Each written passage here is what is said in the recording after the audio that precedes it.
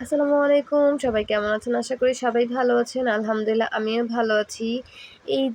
সেই দিন যেদিন থেকে একদম একটা লম্বা সময়ের জন্য হচ্ছে প্যারা শুরু। মানে আমি অনেক বিজি হয়ে যাব এই দিনের পর থেকে। সো এই দিন থেকেই শুরু।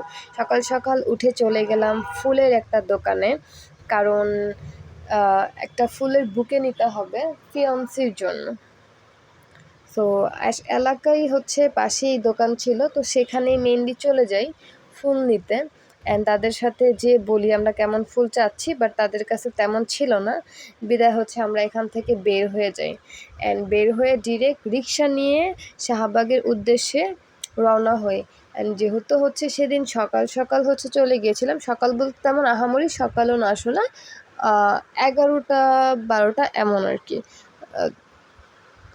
তারপর হচ্ছে চলে যাই শাহবাগের উদ্দেশ্যে। অ্যান্ড আকাশটা খুব মেঘলা ছিল, মানে ওয়েদারটা অনেক হচ্ছে বৃষ্টি আসবে এমন টাইপ ছিল। যদিও বৃষ্টি পড়েছে, বাট এখন পড়েনি, একদম লাস্ট দিকে আসলেই বৃষ্টি পড়েছে। যাই হোক, আমি ওয়েদার অনেক এনজয় করতেছিলাম। অ্যান্ড আপনাদের সাথে মানে শেয়ার করার জন্য ভিডিও ক্যাপচার করছিলাম। সো অনেক ভাল লাগতেছিল আসলে। ওয়েদার খুব ঠান্ডা, কোনো গরম ছিল না সেদিন।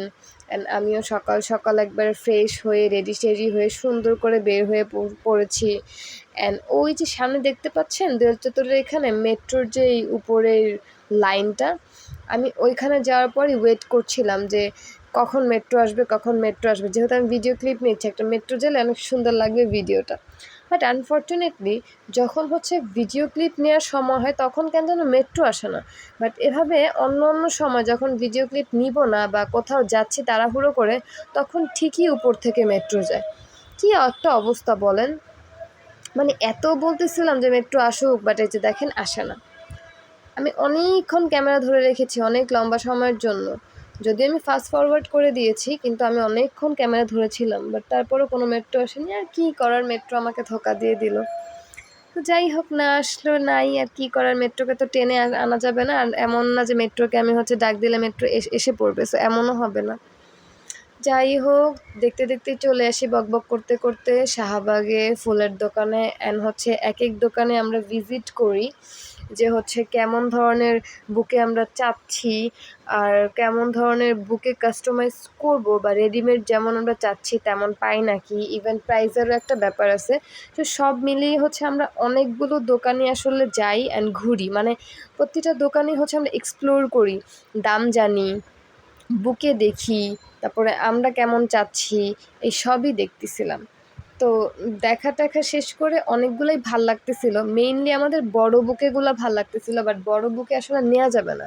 কারণ একটা মানুষ অনেক দূর থেকে আসবে, তাকে আমরা হচ্ছে বুকেটা গিফট করব, অ্যান্ড সেটা সে ক্যারি করে নিয়ে যাবে। সো আমাদের হচ্ছে হ্যান্ডি বুকে দরকার ছিল। এই জন্য আমরা খুঁজতেছিলাম যে হ্যান্ডি কোনো বুকে হলে ভালো হয়, বাট আমরা আমাদের পছন্দ মতো পাচ্ছিলাম না কিছুই আসলে। আর যেগুলো পছন্দ হয় সেগুলো অনেক বড়। সব বড়গুলোই আমাদের কেন যেন পছন্দ হয়। তারপর একটা দোকানে যাই অ্যান্ড তাকে বলি, তাকে বলার পর সে খুব সুন্দর করে আমাদের পছন্দ মতো আমাদের বাজেটের মধ্যে একটা সুন্দর লাল গোলাপ দিয়ে কালো পেপার দিয়ে বুকে বানিয়ে দেয়।